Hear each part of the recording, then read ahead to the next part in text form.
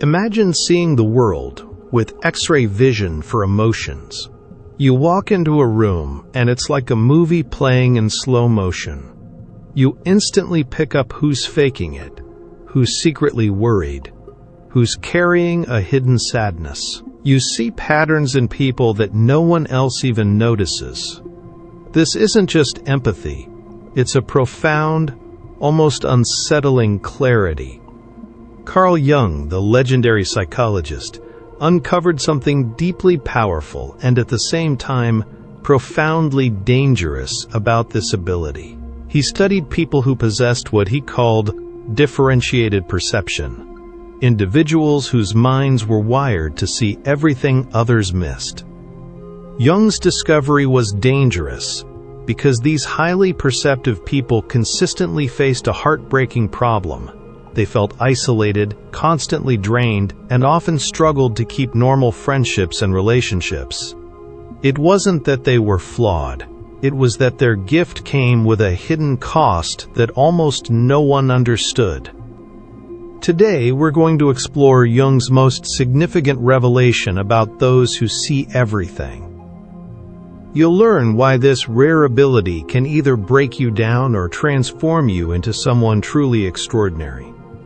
If these deep insights are helping you understand your unique way of seeing the world, and you're ready to transform this gift into strength, make sure to hit the subscribe button. Join our community for more wisdom on psychological growth and self-mastery. The unseen burden, why seeing too much hurts. Jung's most profound discovery began with a patient he wrote about in his private journals back in 1913. This was a difficult time for Jung himself, right after he split from Freud. This patient, who Jung would later identify as a very rare personality type, had what he called unfiltered intuitive perception. She could enter any space and immediately feel the emotional energy, know who was lying, sense deep pain, and pick up on unspoken frustrations. Jung noted she had an incredible talent for sensing what was hidden in others, but this skill seemed to cause her great pain rather than helping her. She found small talk impossible because she instantly saw through all the polite pretenses. She couldn't keep friends because people felt exposed and uncomfortable around her intense awareness. She struggled to hold jobs because her presence somehow disrupted the unspoken agreements that allow groups to function smoothly. Jung realized he wasn't just dealing with a mental illness. He was observing what happens when a mind becomes too aware, when its way of seeing things becomes too clear for everyday social survival. He wrote down her incredibly accurate observations about people. She spoke of others as if she had access to their secret thoughts and hidden reasons. When I carefully checked her observations, they were remarkably true. This wasn't delusion. This was a form of awareness so advanced that it had become socially challenging. But Jung discovered something even more unsettling. Her extraordinary perception seemed to defy normal explanation. This led Jung to investigate what he would later call participation mystique, a mental state where highly intuitive individuals become overwhelmed by the hidden thoughts and feelings they absorb from others. Jung wrote in his famous Red Book notes, "Some of us are born with minds so finely tuned that they take in not just spoken words but the entire unspoken emotional feeling of their surroundings." Modern research on highly sensitive persons, HSPs, by Dr. Elaine Aron supports Jung's early ideas. Her work shows that about 20% of people have a heightened sensitivity, but Jung pinpointed something even more specific in his personality types: the introverted intuitive type, a rare group, about 1% of people, who not only feel deeply, but also see hidden patterns with startling clarity. Jung observed that these individuals have what he called a developed intuitive function. Their brains process not just obvious social cues, but also hidden emotions. unacknowledged feelings, and mental patterns that others simply can't detect. They see the sadness behind forced smiles. They sense the desperation beneath confident presentations. They feel the unspoken tensions that groups unconsciously agree to ignore. Jung wrote, "The problem isn't the perception itself, but the feeling of loneliness it creates. When you clearly see what others cannot or won't see, you become like a mirror that society finds too uncomfortable to look into. This creates what Jung called the problem of the superior function, where your greatest natural mental strength becomes the source of your biggest suffering, because it sets you apart from the normal, unconscious ways people interact." But Jung discovered the true danger wasn't just the perception itself. Because people with this deep perception clearly see the hidden issues in others, they often become targets. This is what Jung thoroughly described as shadow projection, where people unconsciously attack them for reflecting what they refuse to acknowledge in themselves. Jung wrote in Psychology of the Unconscious, "Nothing affects those around them, especially their children, more powerfully than the unlived life of a parent." He realized this applied to all relationships. When someone's hidden issues are reflected back through another person's clear perception, the unconscious mind has two paths: either accept and work on those hidden issues, or attack the mirror. Jung saw this pattern many times in his work. The person who sees clearly often gets blamed for creating the problems they are only observing. His patients with deep intuition experienced this constantly. When they would gently suggest that someone seemed troubled, that person would angrily accuse them of being negative or causing drama. When they'd express concern about clear problems, they'd be accused of being judgmental or imagining issues where none existed. Jung realized this wasn't accidental. It was a psychological defense mechanism. "In memories, dreams, reflections," he wrote, "everything that bothers us about others can help us understand ourselves, but for most people, it's easier to attack the person reflecting their shadow than to examine what's being reflected." This creates what Jung called the scapegoat phenomenon. Highly perceptive individuals often become the designated problem in every group they join, not because they cause issues, but because they reveal problems that already exist in the group's unspoken agreements. Jung observed, "The person with advanced perception becomes the storage place for everything the group cannot openly acknowledge about itself."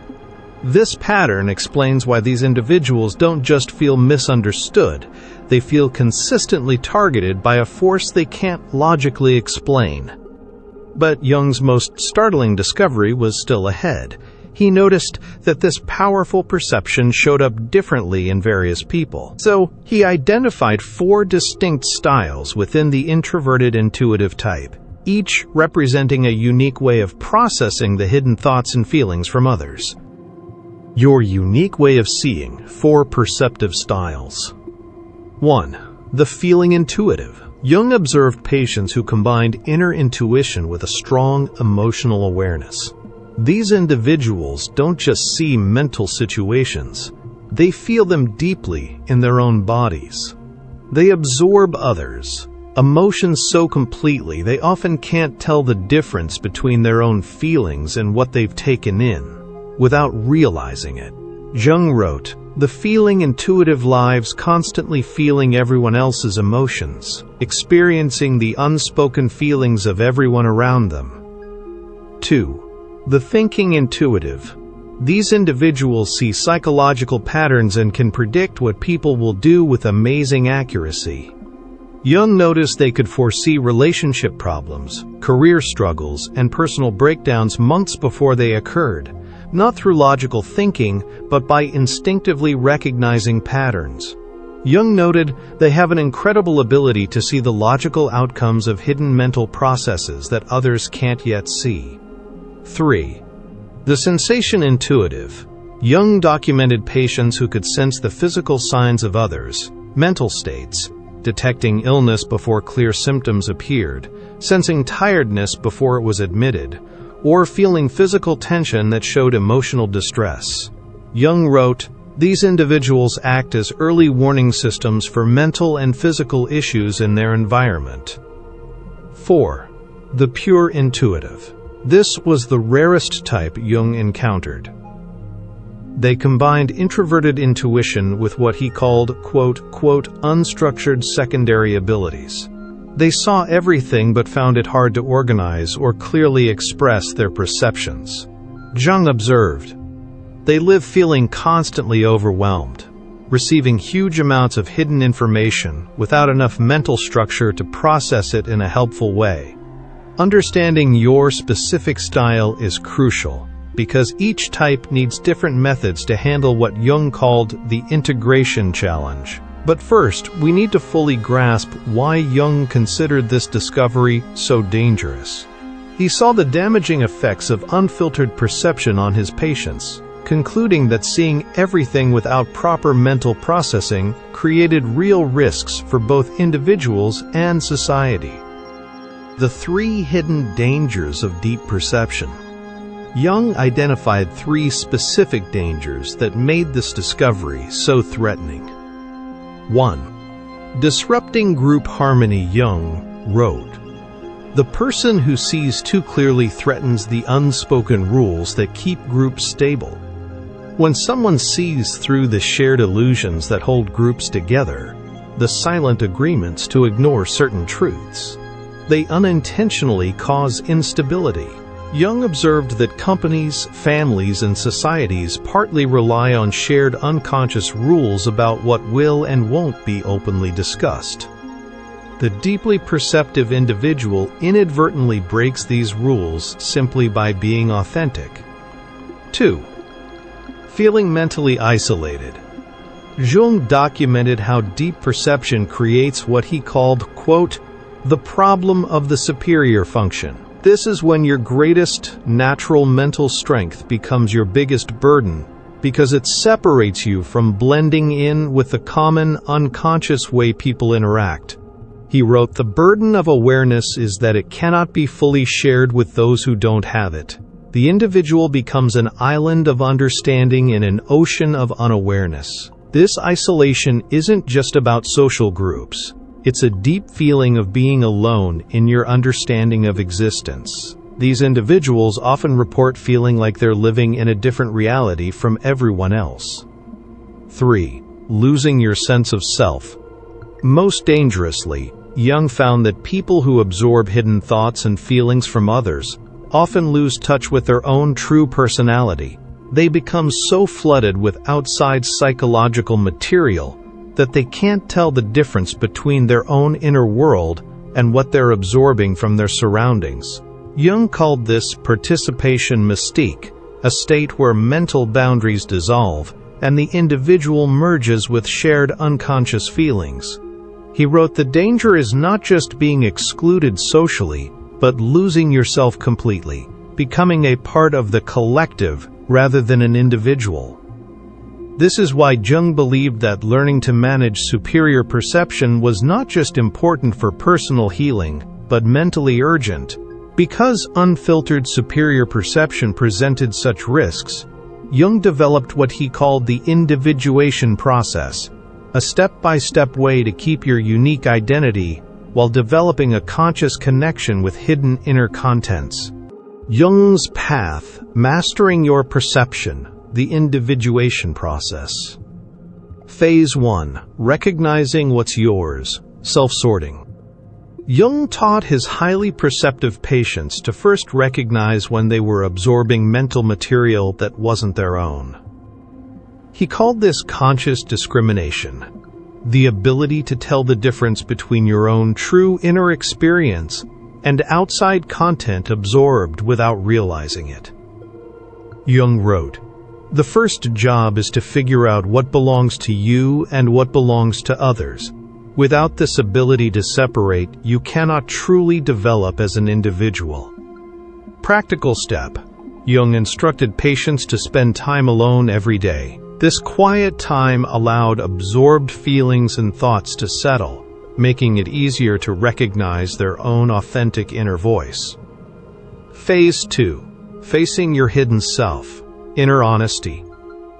Jung discovered that people who clearly see others' hidden issues often do so because they haven't faced their own. The more you deny your own capacity for dishonesty, self-centeredness, or meanness, the more troubled you'll be by seeing these qualities in others. Jung wrote, "Everything that bothers us about others can help us understand ourselves, but only if we are brave enough to look inward instead of always looking outward." Facing your hidden self means accepting that you contain every human quality you observe in others. This doesn't make you a bad person. It makes you a complete person who can see clearly without judgment. Phase 3. Engaging wisely. Conscious connection. The final phase involves what Jung called conscious participation in the collective unconscious. The ability to engage with others' hidden psychological contents without being overwhelmed or losing your unique identity. Jung wrote, "The whole, complete person can act as a bridge between the conscious and unconscious, helping to make the unconscious conscious in others without losing their own mental integrity." This requires developing what Jung called psychological containers, the ability to temporarily hold others' hidden feelings while always remembering they are not your own. Building your support system. Essential relationships. Jung identified 3 essential types of relationships for the highly perceptive individual. Type 1. Other whole, aware people. Jung wrote, "One whole person recognizes another whole person immediately.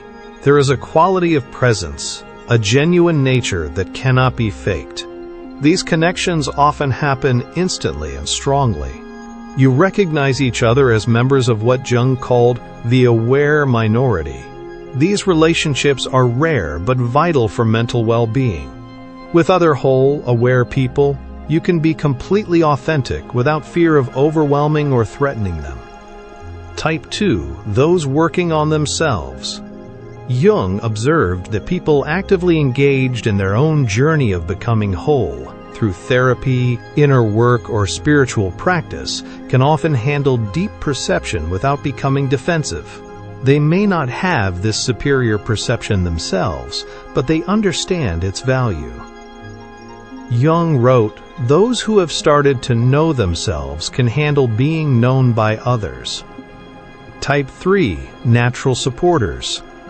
Jung identified individuals who, while not having superior perception themselves, have what he called a natural container function, the ability to hold psychological content without being overwhelmed by it. These might be mature individuals who have faced significant life challenges and developed inner strength. Finding safe connections, the art of recognition. Jung developed specific signs for finding healthy relationships. These people ask real questions about your observations rather than immediately getting defensive. They can admit their own inconsistencies and limits without shame. They show what Jung called psychological mindedness, an interest in inner reality. They stay emotionally stable when confronted with uncomfortable truths.